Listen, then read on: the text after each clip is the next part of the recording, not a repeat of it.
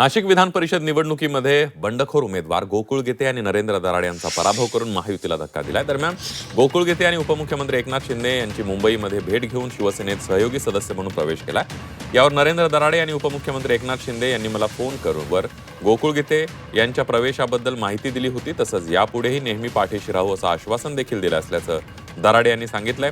याबाबत नरेंद्र दराडे यांच्यासोबत बातचीत केली आमचे प्रतिनिधी सुदर्शन खिलारे यांनी।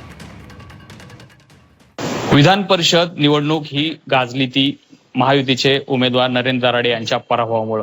खरं तर माझा घात झाला असा वक्तव्य नरेंद्र दराडे यांनी केलं। महायुतीचे नेते एकनाथ शिंदे सोडून सर्व नेत्यांनी माझा घात केला। मात्र आता गोकुळ गीते यांनी एकनाथ शिंदे यांची भेट घेऊन सहयोगी सदस्य शिवसेनेचं स्वीकारलं आहे। यावर आता नरेंद्र दराडे यांची काय प्रतिक्रिया? भाऊ, गोकुळ गीते काल उपमुख्यमंत्री एकनाथ शिंदे यांच्याकडे गेले, शिंदे यांनी त्यांना सहयोगी सदस्य केलं, काय प्रतिक्रिया?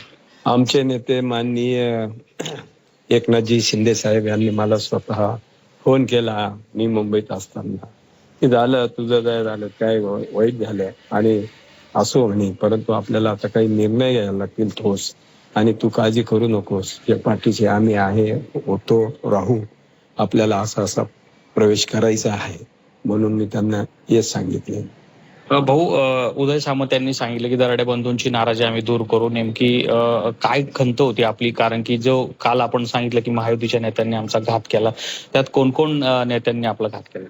हे खरं महायुतीचा धर्म त्यांनी पाळलाच नाही आणि उदय सामंत जी आमचे नेते आहे, नेत्यांनी सांगितलं की मी आता पडल्यामुळं मग त्यांना माझं सांत्वन करणं किंवा मला माझ्या पाठीशी उभं राहणं त्यांनी मला सुद्धा बोलले।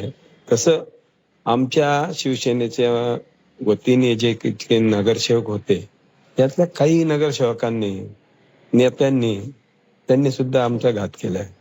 भाऊ, आता नक्कीच किशोर भाऊ असतील, आमदार शिक्षक आमदार आहेत, आपलं राजकीय पुनर्वसनासंदर्भात काही चर्चा झाली?